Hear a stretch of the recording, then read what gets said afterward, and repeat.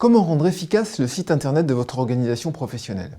C'est un vaste sujet. J'ai écrit un livre complet sur le sujet des meilleures pratiques pour organisation professionnelle en matière d'utilisation de la puissance internet. Il y a deux constats qui me sidèrent quand je découvre le site internet d'une organisation professionnelle dans la plupart des cas. Je suis sidéré tout d'abord par la différence qu'il y a souvent entre le professionnalisme d'une OP et l'image projetée par son site internet. Vous-même, quand vous arrivez sur un site internet pour la première fois, vous décidez en quelques secondes si ce site mérite que vous y restiez plus que de quelques secondes. Beaucoup de dirigeants d'organisations professionnelles se concentrent sur l'information qu'ils se doivent de donner à leurs adhérents et passent à côté du formidable pouvoir de recrutement que leur site internet peut leur apporter. Pour ce faire, votre site internet doit répondre à deux critères essentiels. Le premier, c'est qu'il doit projeter une image de professionnalisme à la hauteur de celle de votre communication professionnelle.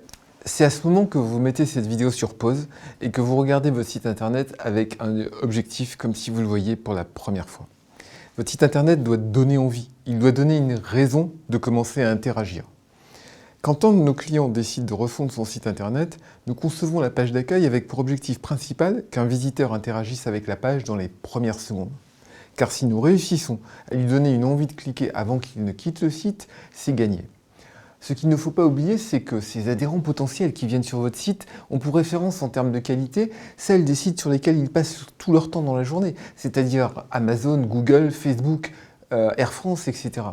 Alors quel dommage de perdre un adhérent qui a fait la démarche de venir s'informer sur votre site internet parce que l'image projetée ne lui a pas donné envie d'aller plus loin et de découvrir les services que vous avez alors qu'ils auraient pu le convaincre d'adhérer. L'impact de l'image projetée par un site internet comme il y a 10 ans peut être dévastateur. Le second point qui me sidère est la sous-utilisation du formidable potentiel que votre site internet devrait apporter à votre OP, que ce soit en termes de potentiel de recrutement de nouveaux adhérents ou en termes de fonctionnalités à haute valeur ajoutée pour vos adhérents actuels. Ce que notre expérience nous a appris, c'est que ce que les dirigeants d'organisations professionnelles considèrent comme fonctionnalité utile n'est pas toujours équivalent à ce que leurs adhérents considèrent comme utile lorsqu'il s'agit de votre site internet. C'est là que notre expertise des bonnes pratiques peut vous aider si vous songez à refondre votre site internet et ce, dès la phase de rédaction de votre cahier des charges. Il n'y a rien de plus frustrant que de lancer le développement de votre futur site internet sur un cahier des charges que vous auriez conçu avec votre niveau de connaissance de ce qu'il est possible de faire.